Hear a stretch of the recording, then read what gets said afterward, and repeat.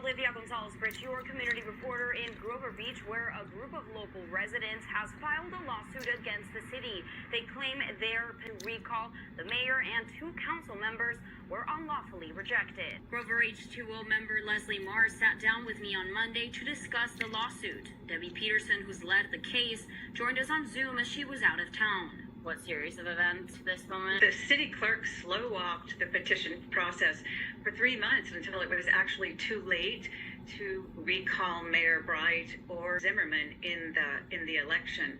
However, she hasn't yet managed to stop us from recalling Councilmember Rushing. The recall petitions aimed at Mayor Karen Bright and Councilman Daniel Rushing and Zach Zimmerman came after they voted to increase water rates, and residents were not happy about it.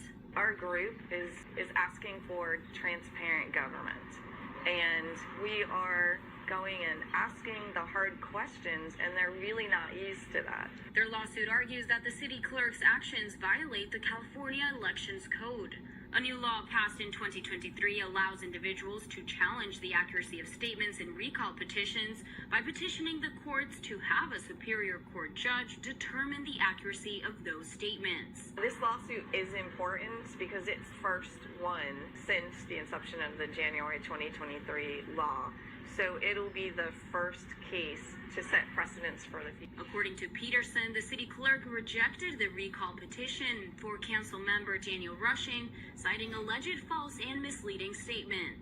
There's a method for dealing with that, and the method is, and it's a new law since January 2023, that if anyone feels that anything is inaccurate, then they have the right to petition the courts to get a judge, a superior court judge, to weigh in and determine the accuracy or the allowability of those statements. And the city refused to do that. As a practice, the city won't comment on existing litigations, but shared the following statement with me. The city maintains and asserts that the city clerk's actions regarding the petition submitted by Grover H2O have been in accordance with the California Elections Code and applicable judicial precedent, and it disputes any assertion to the contrary. I also reached out to Rushing and Zimmerman, and Bright told me she supports the city's decision. The court case will go to the San Luis Obispo Superior Court this Thursday morning. I'll be following it and providing updates as they become available.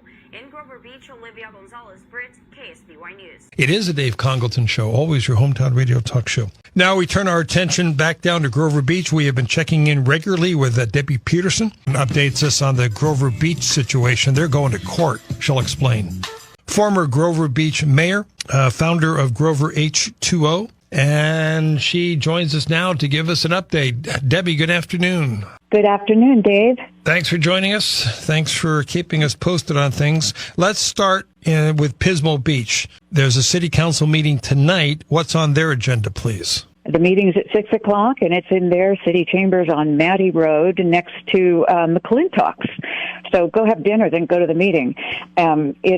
They're going to be talking about how to keep the Central Coast Blue Project alive. And I don't think they're making decisions. Well, they are making 1 or 2 little decisions tonight, but that's what's on the agenda. And, of course, we're still seeing, regardless, the project has serious flaws. It doesn't deliver what it promises. So I don't think they're doing any favors for the people of Pismo Beach. When you say they are trying to keep it alive, are we talking about staff, city council, or a combination of the two? Well, I don't know where City Council are on that. I think that's what they'll be talking about tonight.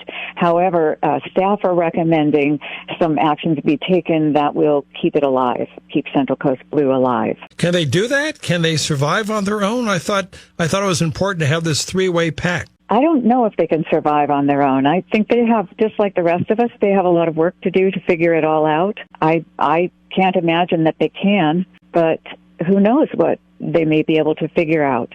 And should they figure out a way to continue, will that affect Grover in any way, or Arroyo Grande? It will affect Grover. We're recommending that people from Grover Beach go to that meeting because Pismo Beach owns property in Grover Beach, and their plan is to buy it back from us that buy it back from the Central Coast Blue parties, Arroyo Grande and Grover Beach, which means then that Pismo will still own those big chunks of property in Grover, and will probably come back with the same project again and want to put it into Grover streets and neighborhoods.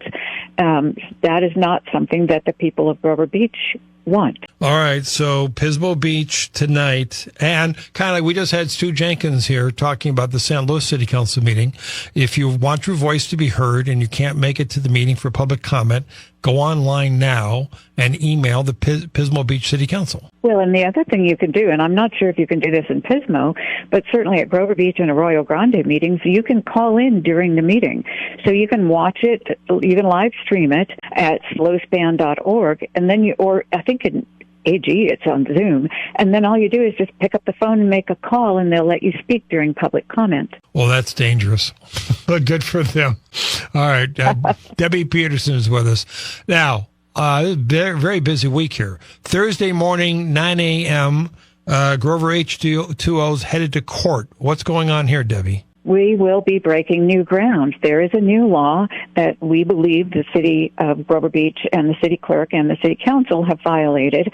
That new law came in on January 1st, 2023, and it stated that anyone within the 10-day period that a petition has been submitted to the city clerk to evaluate the petition, anybody during that time frame can challenge anything they think is allegedly false or misleading in the petition. However, to do that, they need to go to Superior Court and seek a writ of mandate or an injunction requiring amendments or deletions.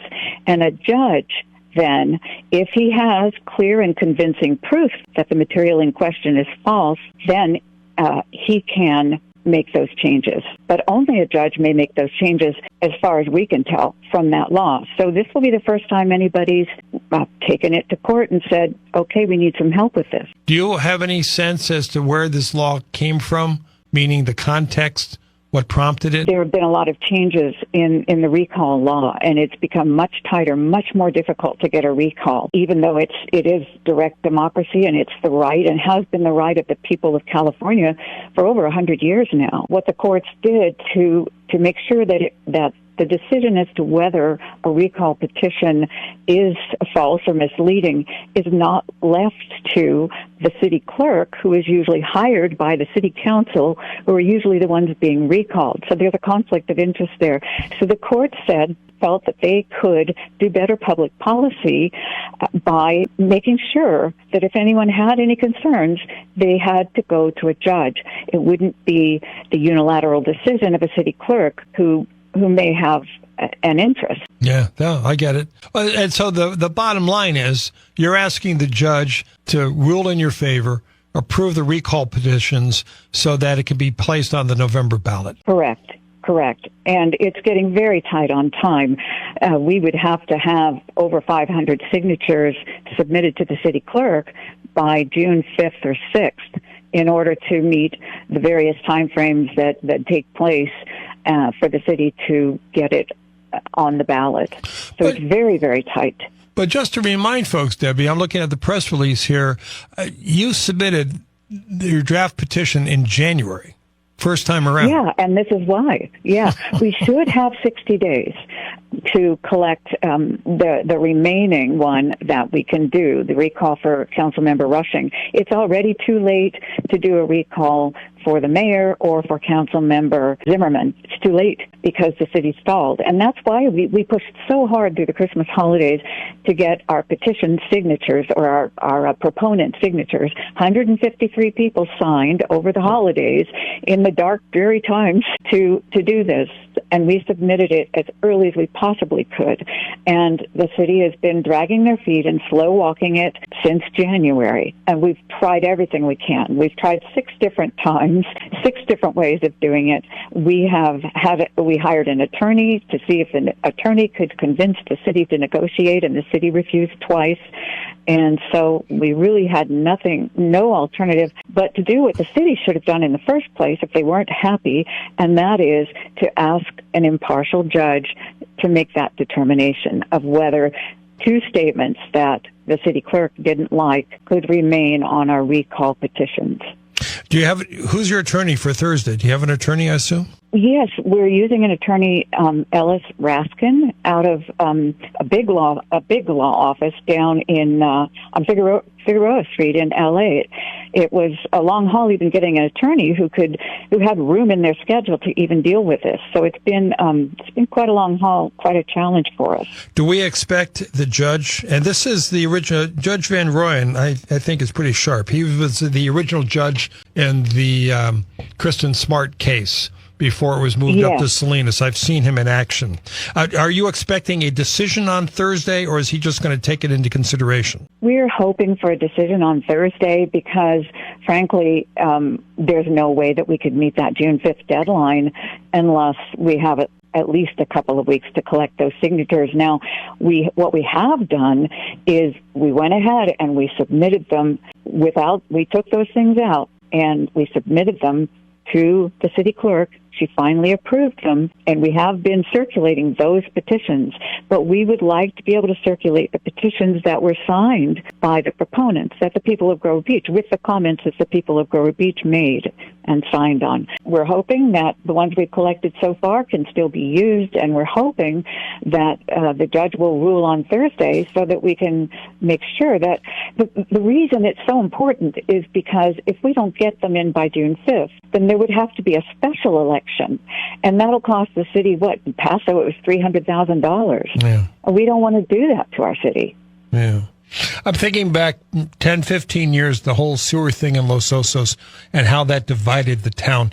I'm wondering what the atmosphere is like down in Grover Beach, given this ongoing friction and debate. You know, that's a really interesting parallel and a good question because, in fact, we're still finding that people are very, very much in favor of doing anything they can to stop the doubling the water rates and to do anything they can to make sure that the people who allowed these kinds of things to go through are replaced by people who will listen to them. So we're not finding that there's a lot of division in the city at all, but what we are finding is that people are afraid to sign because they're afraid of retribution, they're afraid of retaliation, and the good news on that for folks who are nervous is that signing this particular petition is completely confidential.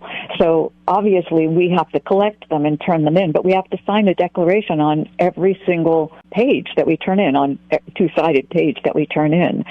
So after it gets out of our hands, and we can't keep copies or anything, we can't divulge who signed at all.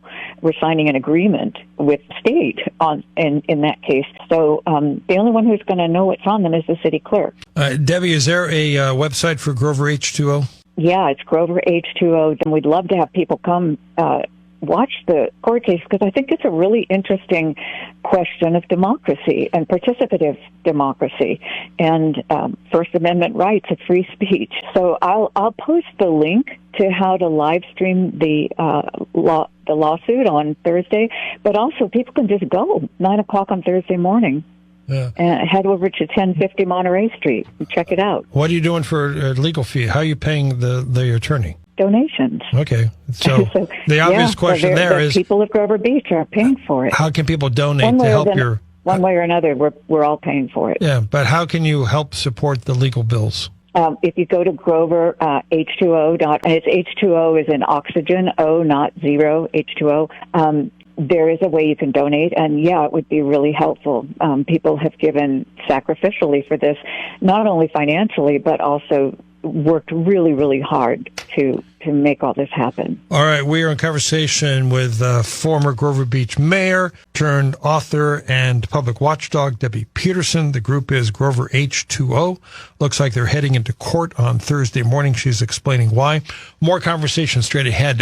This is Hometown Radio. Debbie, let's remind folks from the first segment. First off, Pismo Beach City Council meeting tonight, 6:30. They're still wrestling with Central Coast Blue. That's right, yes. And that is up by McClintock's on the east side of the freeway in Pismo Beach on Maddie. And two, you're heading to court on Thursday looking for Judge Van Rooyen to rule in your favor and get the recall petitions on the ballot for November. And people need to stay tuned for that. Yeah, people can actually attend. You can attend via Zoom, or you can just go straight over to the courthouse at 1050 Monterey in San Luis Obispo. Check it out. All right. Now, what do you have coming up in June? June 1st and 2nd, Saturday and Sunday at 10 o'clock and noon at 160 South 3rd Street. We're going to be gathering everybody we possibly can to go out and make sure that we get the very last of those 500 signatures that we need to do that recall so that we can do it, so that we can get it on the ballot. If we turn them in any later than that, it's going to cost the city about $300,000, and none of us want to pay for that. All right. We're asking for everybody's help. Here's Phil in Grover on KVEC. Hi, Phil. You said that the signatures would be confidential with the city, I forgot, secretary or whatever. How do we know she doesn't walk down the hall and hand it to the city manager? Well, Phil, you know what? That is a thing that we've heard over and over and over again, and this isn't happening just because we've had that experience, but it's happening because for so long we're hearing from so many people that the experience they're having with City Hall, it doesn't to them resemble living in a democracy. Phil? So, right. Yeah, Phil. Well, that's my apprehension on signing anything because, I don't want trouble in the future. And I guess, that's a normal reaction. Yeah, but Phil, with all due respect, you're calling into a local radio show under your name. I mean, I think the word's out, buddy. Well, no, I don't know who Phil is, so hopefully they don't either. But what I will say, Dave. Phil, Go ahead, Dave, Phil. Yeah, Phil. How do you know my name is Phil? That's a good point. Debbie. All right, good luck. All right, Phil, thank you. What were you going to say, Debbie? thing to Phil, if I could. Yeah. And that is that if we recall Councilmember Rushing, we will be able to bring in council members and we will be able to elect council members who are more interested in City Hall serving the people, who are interested in transparency. It gives us that opportunity to make sure that people like Phil don't have to be afraid to sign things because of what the city might do to them. But you mentioned Councilmember Rushing. You pointed out to me off air that there's an irony there. There's a huge irony. For all the years that I've been involved in local government, it's 20 years now, my understanding was that the city attorney and the city would not represent you if there was anything that went wrong that you needed an attorney for while you were in office.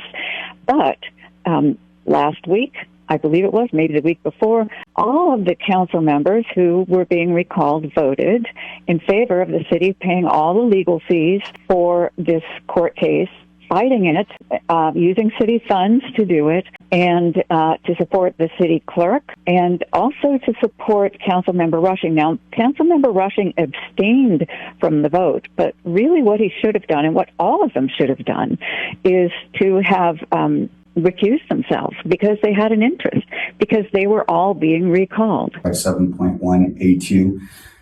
First action is there was a motion authorizing City Attorney Robert Lamelli and the law firm of Lozano Smith to defend against the existing litigation brought by Grover H2O, Deborah Peterson, and Brenda Auer against the city, and authorizing the city attorney and the law. I'm not asking for names, but do you have candidates who are willing? I mean, if they're not willing to sign a petition, are there people in Grover Beach who are willing to run for city council? Yes, there are, and they're good people. They're people who've been working with us. They're people who have really put the time and the effort and the energy into understanding this and knowing why, and understanding transparency, open government, and how democracy is supposed to work. So if I'm remembering my political science 101 correctly, if this were all to go through, there would be a recall question on the ballot, and then there would be people running to replace the incumbents. Do I have that right? That's a really, I don't know. And I'll tell you why I don't know, because the law that changed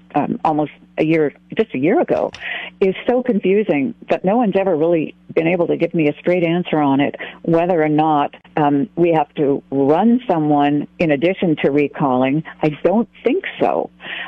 Or whether then the council would appoint, or how exactly that would work. This is becoming more interesting by the month. Go ahead. But we do have good people. We're set for that. And the other thing for people to know is when they sign a recall petition, they're not signing to recall. They're signing to put it on the ballot. And then it goes to the voters who will choose how they want to be represented and by whom. As we start to wrap things up, Debbie, what's the lesson we take away from this whole experience? You've been in public office for years, and you've been observing it for years. What's the lesson to be learned from this whole mess? The people we elect need to understand that they're servants, that they are representatives, and that the most critical thing they can do is to have open governance, accountability, and listen to their constituents. Has it been your experience that local government is listening less to constituents? Yeah, yes. I think the reason we have so many recalls and so many initiatives right now, historically, I don't know that we've ever had this many all at once. The reason we have it, I believe, is because for some reason, our elected officials are listening. And in some cases, as in San Luis Obispo with the parking, it wasn't a case of initiatives or anything. It was just people stepping up and saying, we're not having this. This is not working. Yeah, I agree. All right, Debbie, the website for Grover H2O is what now? GroverH2O.com. And you can donate there, and I'll give you the information on how to attend the court case. And how do people find the wonderful books you've been writing about being involved in local government? Amazon.com, the Integrity 101 series by Debbie Peterson. Debbie, thanks for joining us. Keep up the good work. I got 30 seconds for a final thought, please. Don't give up yet, guys. I know it's really hard. I know people are exhausted in Grover Beach, but if you really want change, it doesn't happen with just this one decision where they appear to be looking. It only happens when you change out the people representing you to people who will represent you. Who's your county supervisor? Is that Dawn Ortiz-Legg? Yes. Is she involved in this at all, or she stayed away? She was in favor of Central Coast Blue. All right. I wonder if she still is. We need to get her in here. All right, Debbie, we'll see you soon. Thanks for joining us.